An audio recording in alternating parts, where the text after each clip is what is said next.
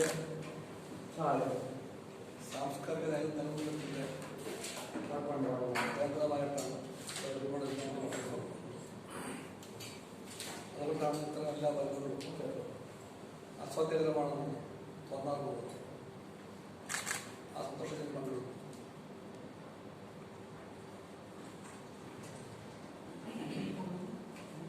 തിരഞ്ഞെടുപ്പിന്റെ പൊതുരാഷ്ട്രീയത്തെ പറ്റി ഏറെ പറയേണ്ടതില്ല, നിങ്ങൾക്ക് അവർക്ക് പറയാം. LDF എല്ലാ സൗകര്യങ്ങളിലും പറഞ്ഞ പ്രവചനങ്ങളെക്കാളും അപ്പുറത്തുള്ള ഭൂരിപക്ഷം കൂടി തുടർ ഭരണം ഉറപ്പാക്കാനുള്ളതാണ്. കേരളമെമ്പാടും വീശുന്ന LDF അനുകൂലമായ കാറ്റ് അതിന്റെ തെളിവാണ്. ആ കാറ്റ് വടക്കുണ്ട്, തെക്കുണ്ട്, കിഴക്കുണ്ട്, പടിഞ്ഞാറുണ്ട്, എല്ലാ തരത്തിലും. ഈ LDFന്റെ വിജയത്തെപ്പറ്റി തികഞ്ഞ ബോധ്യവും UDF നേതാക്കന്മാർ ആംഗലമാണ് ഓരോ ദിവസവും കോൺഗ്രസ് നേതാക്കളിലൂടെ വായിക്കും. ഇന്നത്തെ മനോരമയിൽ ദീർഘമായ ഇന്റർവ്യൂ ശ്രീ ആന്റണിയുമായിട്ടുള്ളത്. ശ്രീ ആന്റണിയോട് വ്യക്തിപരമായ സ്നേഹമുള്ളതാണ് ഒരു LDF പ്രവർത്തകനാണ്. അതുകൊണ്ട് തന്നെ അത്ഭുതത്തിൽ വായിച്ചു. ആ ഇന്റർവ്യൂവിൽ 14 പാരഗ്രാഫുകൾ ഇങ്ങനെ പ്രിന്റ് നോക്കി ശ്രീ ആന്റണി ഇടതുപക്ഷ വിമർശനത്തിലേക്ക് മാറ്റിവെച്ചു. 14 പാരഗ്രാഫുകൾ അവസാനം പറയേണ്ടി വന്നപ്പോൾ മാത്രം പറയണമല്ലോ എന്ന് മാത്രം ഓർത്തുള്ളൂ. ഒരു പാര BJP പറഞ്ഞിട്ടുണ്ട്, ഒരേ ഒരു പാര. ഇതാണ് കോൺഗ്രസിന്റെ പുത്തൻ രാഷ്ട്രീയത്തിന്റെ സംസ്ഥാനം. 14:1 ഇടതുപക്ഷ വൈരാഗ്യത്തിന്റെ കൊടുപിടി കയറുന്ന ഈ രാഷ്ട്രീയം കോൺഗ്രസിനെ എവിടെ എത്തിക്കുമെന്ന് കോൺഗ്രസ് ചിന്തിക്കാതെ BJPയോട് ഈ തോതിലുള്ള വിധേയത്വം ശീലമാക്കിയാൽ കേരളത്തിൽ പിന്നെ കോൺഗ്രസിന്റെ പൊടി പോലുമില്ല കണ്ടുപിടിക്കാൻ എന്ന അവസ്ഥ വരുന്നത് ആ പാർട്ടിയോട് സ്നേഹമുള്ളവർക്ക് ബോധ്യമുണ്ടാകും. അങ്ങോട്ടാണ് ശ്രീ ആന്റണി അടക്കമുള്ള കോൺഗ്രസ് നേതാക്കൾ ഇപ്പോൾ കോൺഗ്രസ് പാർട്ടിയെ ഇവിടെ നയിക്കുന്നത്. കമ്മ്യൂണിസ്റ്റ് ഭരണം വീണ്ടും വന്നാൽ വലിയ ആപത്തുണ്ടാകുന്നത് പറയുന്നു. അദ്ദേഹം അങ്ങനെ പറഞ്ഞ് ഇവിടെ എത്തിയെന്ന് വെച്ചാൽ കമ്മ്യൂണിസ്റ്റുകാർ പോലും കോൺഗ്രസിന് വോട്ട് ചെയ്യും എന്നുള്ള ഒരു വളരെ പരിഹാസ്യമായ പ്രസ്താവനയിലാണ് രചിച്ചത്. BJP വിധേയത്വം ഈ തോതിൽ കാണിക്കുന്ന കോൺഗ്രസ് സുഹൃത്തുക്കൾ അവര് സത്യത്തിൽ ഇത്തരം പ്രസ്താവനകളിലൂടെ നെഹ്റുവിനെ അപമാനിക്കുകയാണ് ചെയ്യുന്നത്. ശ്രീ ആന്റണിയുടെ ഓരോ പ്രസ്താവനയും ചെന്നുകൊള്ളുന്നത് കോൺഗ്രസിന് ഉണ്ടാകണമെന്ന് നെഹ്റു ആഗ്രഹിച്ച ആ ദർശനത്തിന്റെ നെഞ്ചിലാണ്. കോൺഗ്രസിനെ നെഹ്റുവിയൻ പാതയിൽ നിന്നും പൂർണ്ണമായും തട്ടിക്കൊണ്ടുപോയി അതിനെ BJP പാളയത്തിൽ അടിയറ വയ്ക്കാനായി അച്ചാരം പറ്റിയവരുടെ കൂടെ ശ്രീ ആന്റണി ഈ അളവിൽ ചേർന്നത് ദുഃഖകരമാണ്. ഞാൻ പറയട്ടെ, ഈ അളവിൽ ശ്രീ ആന്റണിയെ പോലെ ഒരാൾ അന്ധമായ ഇടതുപക്ഷ ദിവസത്തിന്റെ കൃത്യമായി പറഞ്ഞാൽ അന്ധമായിട്ടുള്ള കമ്മ്യൂണിസ്റ്റ് വിരോധത്തിന്റെ വക്താവായി മാറാൻ പാടില്ലായി. അങ്ങനെ മാറുന്നവർക്കെല്ലാം ഉണ്ടാകുന്ന ഗതികേടാണ് ഉണ്ടായിരിക്കുന്നത്. BJP പറഞ്ഞ കമ്മ്യൂണിസ്റ്റ് മുക്ത കേരളത്തിന്റെ അത് BJP രാഷ്ട്രീയത്തിന്റെ കാതലാണ്. അമിത്ഷായും മോഡിയും പറഞ്ഞ രാഷ്ട്രീയമാണ്. ആ രാഷ്ട്രീയത്തിന്റെ കേരളത്തിലെ സെയിൽസ് ഏജൻസിയുടെ ചീഫായി AK ആന്റണി മാറുമ്പോൾ ദുഃഖമുണ്ടാകും. BJP രാഷ്ട്രീയത്തിന്റെ പ്രചാരവേലയുടെ ഒരു കച്ചവട വക്താവായി മാറുന്ന കോൺഗ്രസിനെ പറ്റി ദുഃഖമുണ്ട് ഞങ്ങൾ. ആ ദുഃഖം ഉള്ളത് ഞങ്ങൾക്ക് മാത്രമല്ല, ആ ദുഃഖം ഒരുപാട് കോൺഗ്രസ് പാർട്ടിക്കകത്തുണ്ട്. കോൺഗ്രസ് നെഹ്റുവിനെ പൂർണ്ണമായും മറക്കുമ്പോൾ ഞങ്ങൾ വീണ്ടും പറയുന്നു, ശ്രീ ആന്റണിയോടും ചിന്തിക്കുന്ന ആന്റി കമ്മ്യൂണിസ്റ്റുകളായി മാത്രം രാഷ്ട്രീയത്തെ കാണുന്ന എല്ലാ കോൺഗ്രസ് നേതാക്കളും ഞങ്ങൾ പറയുന്നു, നിങ്ങൾ ദയവായി നെഹ്റുവിനെ വീണ്ടും വീണ്ടും വായിക്കണം. നെഹ്റു ഇന്ത്യയെ കണ്ടെത്തിയ കോൺഗ്രസ് നേതാവാണ്. അതിന്റെ ഭാഗമായി തന്നെ വേണം ലോകം സൃഷ്ടിച്ച ആ മഹത്തായ കൃതിയെ കാണാൻ, ഡിസ്കവറി ഓഫ് ഇന്ത്യ. ആ ഡിസ്കവറി ഓഫ് ഇന്ത്യയെ ലോകമെന്നും നെഞ്ചിൽ ചേർത്ത് പിടിക്കും. എല്ലാ ഇന്ത്യക്കാരും വായിക്കുന്ന പുസ്തകമാണ്. ആ പുസ്തകം വീണ്ടും വായിക്കാൻ ഞാൻ അപേക്ഷിക്കുന്നു ശ്രീ AK ആന്റണി.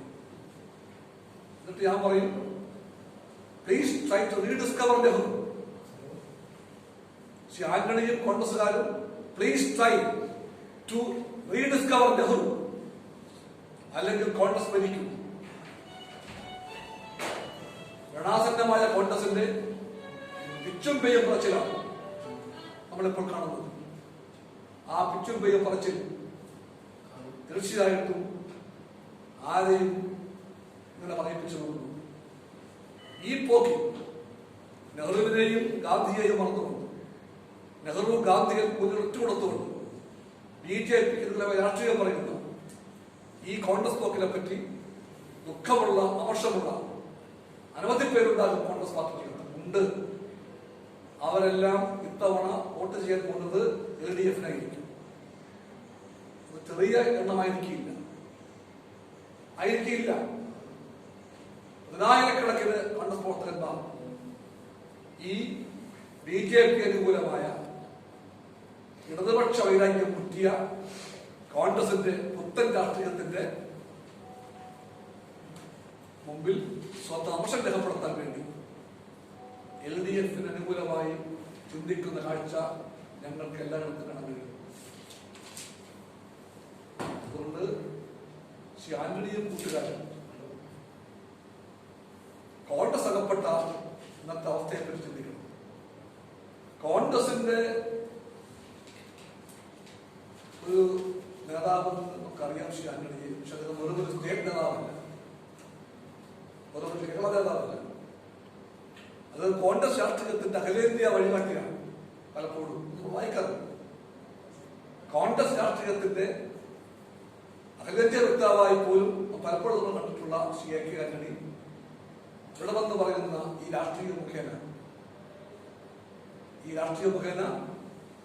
ശ്രീ ആന്റണി കോൺഗ്രസിന്റെ നാഷണൽ പോളിസിയെ തള്ളിപ്പറയുകയാണ്.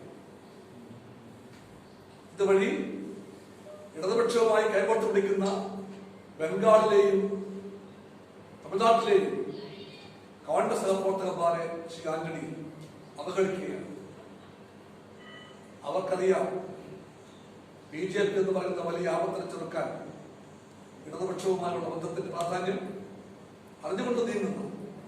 ആസാമിലെ കോൺഗ്രസിലാണ്, ബംഗാളിലെ കോൺഗ്രസിലാണ്, തമിഴ്നാട്ടിലെ കോൺഗ്രസിലാണ്. അവരെല്ലാം ഈ അളവിലുള്ള കമ്മ്യൂണിസ്റ്റ് പ്രശ്നത്തിന്റെ ജർപ്പനം കേട്ടുകൊണ്ട് അന്തപ്പെടുന്നുണ്ടാകും.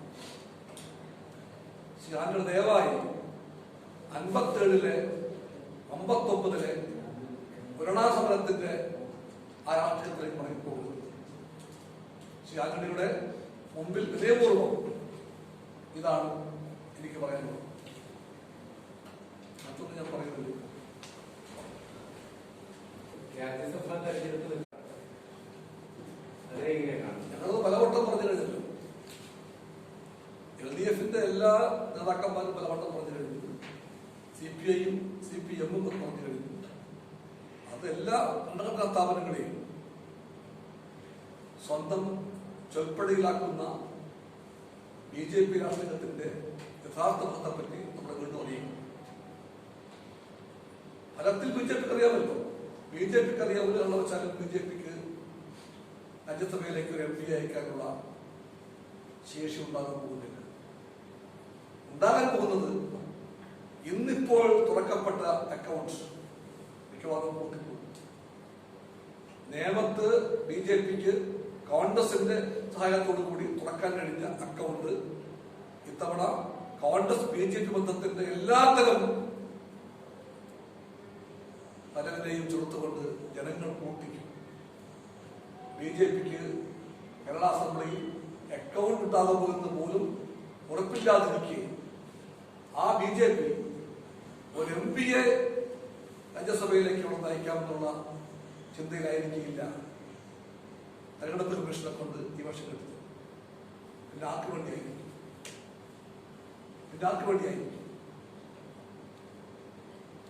അവർ വ്യാമോഹിക്കും. BJP RS നേതാക്കൾ വ്യാമോഹിക്കുന്നു. ഇനി ഉണ്ടാകാൻ പോകുന്ന അസംബ്ലി അത് വ്യാമോഹമാണ്, ദിവാസ്വപ്നമാണ്. ആ അസംബ്ലിയിൽ ശാക്തിക ബലാബലം നോക്കുമ്പോൾ ഇന്നത്തെ അവസ്ഥയിൽ 2 പേരെ ജയിപ്പിക്കും LDF, ഒരാളെ ജയിപ്പിക്കും UDF. അന്നത്തെ ബലം അവരാഗ്രഹിക്കുന്നത് അത് മാറി വരുന്നതാണ്. 2 പേരെ ജയിപ്പിക്കാനുള്ള ശേഷി UDF-ന് കിട്ടുമെന്നും അങ്ങനെ ഒരാളെ അയക്കാനുള്ള ശേഷിയെ LDF-ന് കിട്ടുമെന്നും അവർ പ്രതീക്ഷിക്കുന്നു. ആരും RSS BJP-ക്കാർ. അപ്പോൾ BJP-ക്ക് വേണ്ടിയാണ് അവർ ചെയ്തൊന്നും ചിന്തിക്കേണ്ടതില്ല. ഇത് കോൺഗ്രസിന് വേണ്ടിയാണ്. ഇത് കോൺഗ്രസ് BJP ബന്ധത്തിന്റെ തെളിവാണ്.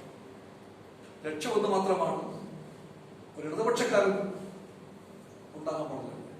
ഒരാളെന്തായാലും ഉണ്ടാകും. അത് 2 പേരും ഇപ്പോൾ ഉണ്ട്.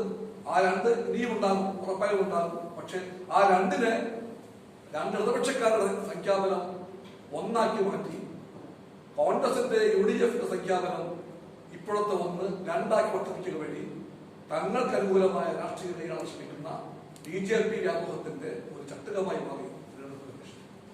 കാരണം അവർക്കറിയാം ഇടതുപക്ഷം രാജ്യസഭയിൽ വളരെ ചെറിയ പക്ഷമാണ്, 2 പക്ഷേ BJP രാഷ്ട്രീയത്തിന്റെ ഓരോ നീക്കത്തെയും ഈ ചെറിയ ഇടതുപക്ഷം CPI CPM MP-മാർ യോജിക്കുന്ന എല്ലാവരുമായി ചേർന്നുകൊണ്ട് എത്രയും ഫലപ്രദമായി നിൽക്കുന്ന കാഴ്ച BJPക്ക് അറിയാം. ആ ഇടതുപക്ഷത്തിനിടയിൽ ഒരെണ്ണം കുറച്ചിട്ട് പകരമൊരു കോൺഗ്രസ്സുകാരൻ വന്നാൽ സന്തോഷമാണ് BJPക്ക്.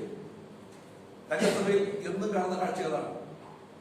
അതേപ്പറ്റി തക്കരത്തിൽ പറയാനുള്ളത്. കാരണം അവിടുത്തെ പല കോൺഗ്രസ് നേതാക്കന്മാരും രാജ്യസഭയിൽ BJPക്കെതിരായി ന്യൂനപക്ഷങ്ങളെ വേട്ടയാടുമ്പോൾ, CAA നിയമത്തിന് വേണ്ടി കരുക്കൾ നീക്കിയപ്പോൾ, മൗലാവകാശങ്ങളെ വിട്ടുവച്ചപ്പോൾ, ക്യാമ്പസുകളെ തകർക്കാൻ ശ്രമിച്ചപ്പോൾ, സംസ്ഥാനങ്ങളെ അത് കൈവച്ച് ആക്രമിച്ചപ്പോൾ, അപ്പോഴെല്ലാം കോൺഗ്രസിന്റെ പല സിംഹങ്ങളും ഉറങ്ങുന്ന കാഴ്ച കണ്ട രാജ്യസഭയാണ് ഇപ്പോഴത്തെ രാജ്യസഭ.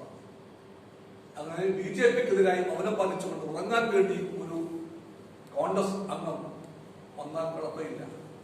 പക്ഷേ ഉള്ളത് ശിശേഷി വെച്ച് എപ്പോഴും RS BJP രാഷ്ട്രീയത്തെ എതിർക്കുന്ന ഇടതുപക്ഷ ഭാഗത്ത് ഒരംഗം കുറയ്ക്കാൻ പറ്റിയാൽ കുറയട്ടെ എന്നാണ് BJP RS തന്ത്രം. ഇലക്ഷൻ കമ്മീഷൻ അതിന്റെ ഒരു വെറും ഉപകരണമായി മാറുന്നത് ഭരണഘടനാ വിരുദ്ധമാണ്. എല്ലാവർക്കും അറിയാം. അത് പലവട്ടം LDF പറഞ്ഞ കാര്യമാണ്. ഞാനത് ഈ ഒരു കൂട്ടുകെട്ട് നിയമസഭാ തെരഞ്ഞെടുപ്പിലും ചിലപ്പോൾ സ്വീകരിച്ചുകൂടാറില്ല.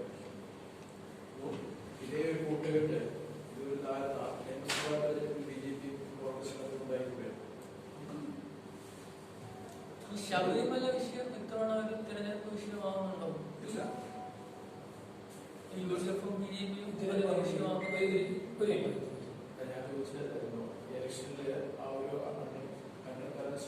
സാധ്യത ഉണ്ടാവില്ലേ? തീർച്ചയായിട്ടും ഉണ്ടല്ലോ, തീർച്ചയായിട്ടും ഉണ്ട്. കോൺഗ്രസ് BJP ബന്ധം ഒരു തുടക്കതയാണ്. വടകര ബന്ധുക്കളുടെ യാഥാർത്ഥ്യമാണ്. തീർച്ചയായിട്ടും ആണല്ലോ, ആണ്. യുഡിഎഫും ബിജെപിയും ശബരിമല വിഷയം ഇത്തവണയും തെരഞ്ഞെടുപ്പ് ചർച്ചയാക്കുന്നുണ്ട്. അപ്പൊ അത് LDF ബാധിക്കുമോ? LDF അതേപ്പറ്റിയുള്ള നിലപാട് വ്യക്തമായി പറഞ്ഞു കഴിഞ്ഞു. അത് കേരളം കണ്ടതും കേട്ടതുമാണ്. അത് ബോധ്യമാണ് യഥാർത്ഥ മതവിശ്വാസം. ആ നിലപാടെന്താണ്? ആ നിലപാട് സുപ്രീം കോടതിക്ക് മുമ്പിലുള്ള ആ കേസിൽ സുപ്രീം കോടതി വിധി പറഞ്ഞു കഴിഞ്ഞാൽ അതുമായി ബന്ധപ്പെട്ട എല്ലാവരുമായും ആലോചിച്ചായിരിക്കും തുടർ നടപടിക്കായി LDF സർക്കാർ മുമ്പോട്ട് പോകും. ഇതിനേക്കാൾ കൃത്യമായി അത് പറയാൻ പറ്റില്ല. അത് പറഞ്ഞു കഴിഞ്ഞ LDF. അതാണ് LDF നിലപാട്. ആ നിലപാട് സുവ്യക്തമാണ്. പക്ഷേ അതിനുള്ള ഭാഷയുണ്ടെന്ന് എനിക്കറിയില്ല. പുറക്കാനിരിക്കുന്ന കുഞ്ഞിന്റെ ജാതകം ഇതിന് ഇപ്പൊ എഴുതാൻ പറ്റും. ഞാൻ വിശ്വാസിയല്ല. പക്ഷെ ജാതകം എഴുതുമ്പോഴത്തേക്കും അതിനകത്ത് ജന്മനാളും നക്ഷത്രവും എല്ലാം പ്രശ്നമാണ്. ആ കുഞ്ഞ് ജനിക്കണം, ആ വിധി വരട്ടെ. ആ വിധി വരും മുമ്പ് ആ വിധിയെ പറ്റി സാങ്കല്പികമായി കഥ പറയുന്നവർ ചെയ്യുന്നത് വിശ്വാസികളെ രാഷ്ട്രീയ അങ്ങാടിയിലെ വിൽപ്പനപ്പെട്ടതാക്കി മാറ്റുകയാണ്. ആ രാഷ്ട്രീയ LDF-ന്റെ LDF-ന് എല്ലാ മതത്തിലും പെട്ട വിശ്വാസികളുടെ ബഹുമാനമാണ്. എല്ലാ വിശ്വാസങ്ങളെയും LDF മാനിക്കും. പക്ഷെ വിശ്വാസികളെയും ദൈവത്തെയും രാഷ്ട്രീയ പ്രവർത്തനത്തിന്റെ ചവിട്ടുപടിയാക്കാൻ LDF-ഇല്ല. അത് LDF രാഷ്ട്രീയമല്ല.